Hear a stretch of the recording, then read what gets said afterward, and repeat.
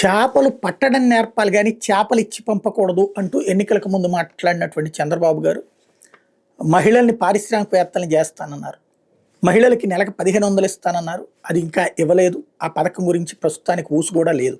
అది పక్కన పెడితే వాళ్ళని లక్షాధికారులుగా చేయాలంటే వాళ్ళని వ్యాపార పారిశ్రామికవేత్తలుగా తీర్చిదిద్దుతానన్నటువంటి దాంట్లో ఇప్పుడు వాళ్ళని హోటల్ నిర్వాహకులుగా, లేకపోతే హోటల్ యజమానుల, లేదా హోటల్లో పార్ట్నర్లా, లేకపోతే హోటల్లో సిబ్బంది అన్నది ఇప్పుడు పక్కన పెడితే తృప్తి అనే ఒక కొత్త హోటల్ సిస్టమ్ తీసుకొచ్చారు.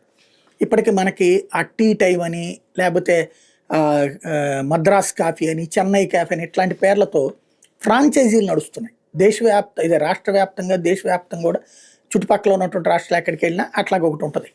ఇక పైన రాష్ట్రంలో తృప్తి రెస్టారెంట్స్ కనబడబోతున్నాయి. ఈ తృప్తి రెస్టారెంట్ స్పెషల్ ఏంటంటే డ్వాక్రా మహిళలు దాన్ని నిర్వహిస్తారు. డ్వాక్రా మహిళలే వండుతారు, డ్వాక్రా మహిళలే అమ్ముతారు, డ్వాక్రా మహిళలే నిర్వహిస్తారు. అలాగే చేస్తే గ్రేట్. అలా కాకుండా మళ్ళీ అందులో ఎవరికో వేరే వాళ్ళకి అప్పచెప్పి వాళ్ళ కింద డ్వాక్రా మహిళలు పనిచేస్తే వీళ్ళు కూలీలుగానే మిగిలిపోతారు.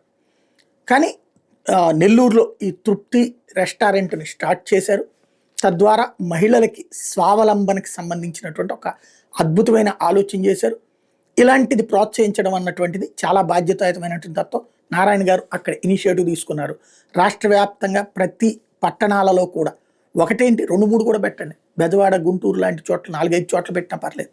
తక్కువ ధరతో నాణ్యమైన, అదే సందర్భంలో రుచికరమైన, ఆరోగ్యకరమైన ఆహారాన్ని అందించే రెస్టారెంట్లకి వాల్యూ ఉంటుంది, హోటళ్ళకి వాల్యూ ఉంది. ఇవాళ రోజున అవసరం ఉంది కూడా. దాన్ని సద్వినియోగం చేయగలిగితే ప్రభుత్వానికి పేరు ఉంటుంది, వాళ్ళకి ఉపాధి దొరుకుతుంది.